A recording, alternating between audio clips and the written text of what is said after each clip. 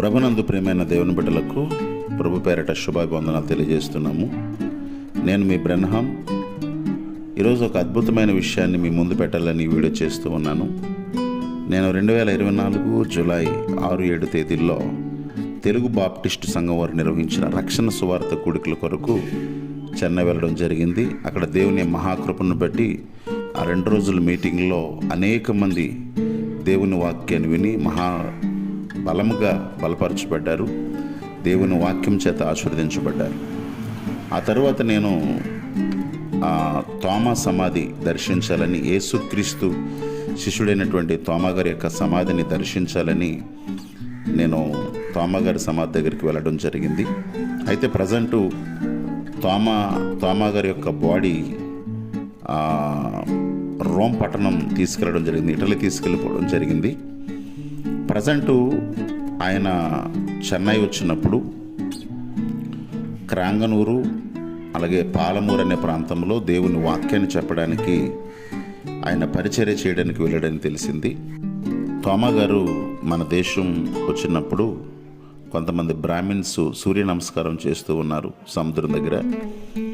అప్పుడు తోమా గారు, మీరు ఎవరికి నమస్కారం చేస్తున్నారని అంటే, సూర్య భగవానికి నమస్కారం చేస్తున్నామని చెప్పారు. అప్పుడు సూర్యుడు దేవుడు కాదు అని తోమా గారు వాదించడం జరిగింది.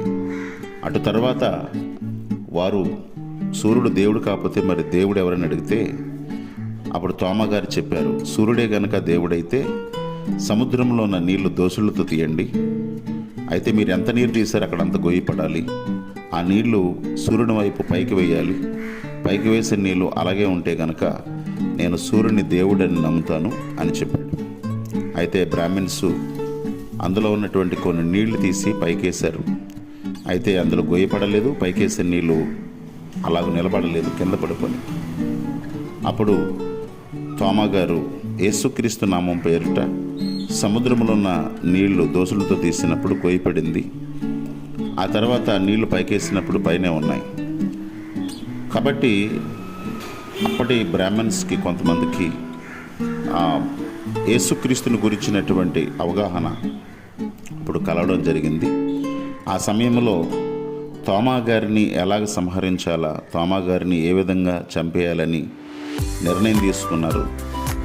అప్పుడు ఏమేమి జరిగాయో ఆ యొక్క వివరాలన్నీ కూడా మీ ముందు నేను వివరించాలని ఆశపడుతూ ఉన్నాను. అందరూ కూడా స్కిప్ చేయకుండా ఈ యొక్క వీడియోలు చూడాలని మరొకసారి మీకు తెలియజేస్తున్నాను. ఇది నేను రాజమండ్రి నుంచి చెన్నై వెళ్ళడానికి రైల్వే స్టేషన్ దగ్గరికి, రాజమండ్రి రైల్వే స్టేషన్ దగ్గర నేను ప్రారంభమయ్యాను. ఆ మీటింగ్స్లో వాక్యం చెప్పి తోమా గారి యొక్క సమాధిని దర్శించడం కొరకు నేను బయలుదేరినటువంటి వీడియో ఇది. ఆ రోజు ప్రయాణం అవుతూ ఉన్నాను వెళ్ళడానికి. ఇది నేను ట్రైన్ కోసం వెయిటింగ్ చేస్తూ ఉన్నాను.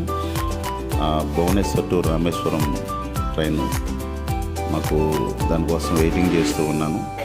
ఆ వీడియో ఇది నేను చెన్నై ట్రైన్లో వెళుతున్న వీడియో. అక్కడ వాక్యం చెప్పి తోమా గారి యొక్క సమాధిని దర్శించడం కొరకు చెన్నై వెళ్ళడానికి భువనేశ్వర్ ఎక్స్ప్రెస్ ఎక్కడం జరిగింది. చాలా వేగంగా ఇది చెన్నై పట్టణానికి వెళుతున్నాను.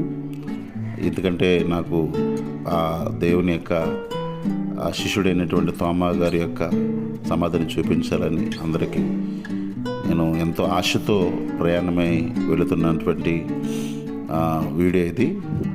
చాలా వేగంగా మేము వెళుతూ ఉన్నాము దర్శించడానికి. ఇది చెన్నై పట్టణంలో మేము దిగాము. మరి మెట్రో ట్రైన్ కొరకు మేము ఎదురు చూస్తూ ఉన్నాము. ఇప్పుడే మెట్రో ట్రైను రావడం జరిగింది. మమ్మల్ని పిలిచినటువంటి రమేష్ గారు వారు కూడా మాతో పాటు ఉన్నారు. మమ్మల్ని ఆహ్వానించినటువంటి రమేష్ గారికి ప్రభు పేరిట వందనాలు తెలియజేస్తున్నాము. ఇప్పుడే మేము మెట్రో ట్రైన్లో ప్రయాణమై వెళుతూ ఉన్నాము. ఆ మీటింగ్కి వెళ్ళి అక్కడి నుంచి దర్శించడానికి మేము సిద్ధపడి మెట్రో ట్రైన్లో చెన్నపట్నానికి అది వెళ్ళడం జరుగుతూ ఉంది. ఆ ప్రాంతానికి చెన్నైలో మేము ఆరెంజ్ హోటల్లో ఫ్రెషప్ అయి ఈ హోటల్లో కొద్దిసేపు మా యొక్క ప్రయాణ బడలికను తీర్చుకుని స్నానం గట్ట చేసి ఇక్కడి నుంచి మీటింగ్లో వాక్యం చెప్పడానికి బయలుదేరాలని మేము సిద్ధపడుతున్నాము. ఈ యొక్క చక్కని హోటల్ మాకు రమేష్ గారు ఏర్పాటు చేశారు. ఈ హోటల్లో మేము రెస్ట్ తీసుకున్న తర్వాత ఇక్కడి నుంచి మేము బయలుదేరి మీటింగ్ చూసుకున్నాము. ఇది మేము చెన్నై బాప్టిస్ట్ చర్చ్లో దేవుని యొక్క వాక్యాన్ని వివరించడం జరిగింది. చాలామంది ఈ వాక్యం ద్వారా, ఈ యొక్క మీటింగ్స్ ద్వారా చాలామంది బలపరచబడడం జరిగింది. ఈ మీటింగ్స్ అనేక మందికి ఆశీర్వాదకరంగాను, అనేక మందికి రక్షణ మార్గాన్ని తెలిపేలాగాను చాలామంది ఈ మీటింగ్స్ ద్వారా బలపరచబడడం జరిగింది. దేవుడు నన్ను అక్కడ బహుబలంగా వాడుకున్నందుకు దేవునికి కృతజ్ఞతాస్తుతులు చెల్లిస్తున్నాను. చాలామంది, ఇది 3 అంతస్తుల చర్చ్, దాని కింద అనేక మంది బలపరచబడ్డారు. మేము అక్కడ దేవుని వాక్యాన్ని అందించిన తర్వాత తోమా గారి యొక్క సమాధి చూడడానికి మెరీనా బీచ్ పక్కన ఉన్నటువంటి ఈ మందిరం దగ్గరికి మేము రావడం జరిగింది. ఈ మందిరం అత్యంత పురాతన మందిరము. ఈ మందిరము కింద తోమా గారి సమాధి ఉన్నది.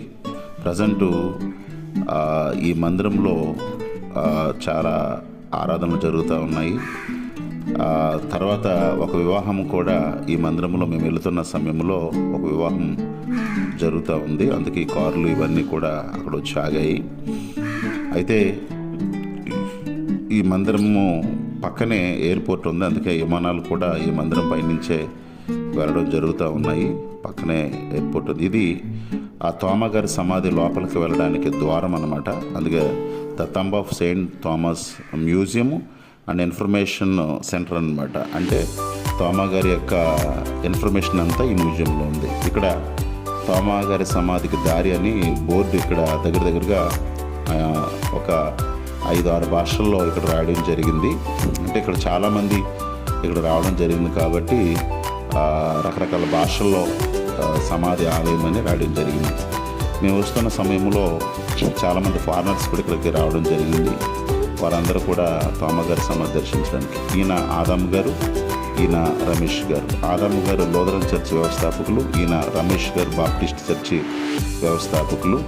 వారికి ప్రభు పేరట వందనాలు తెలుస్తున్నాను. వారి మూలంగానే నేను మద్రాసులో దేవుని యొక్క వాక్యాన్ని అందించడం జరుగుతూ ఉంది. వారు నాకు ఎంతో అత్యంత ఆప్తులు. ఇప్పుడు లోపలికి వెళ్ళి మనము తోమా గారి యొక్క సమాధిని దర్శించడానికి ముందు ఇప్పుడు మీకు కనబడుతుంది, చూశారు, ఇది తోమా గారిని పొడిచినటువంటి బల్లెం అన్నమాట.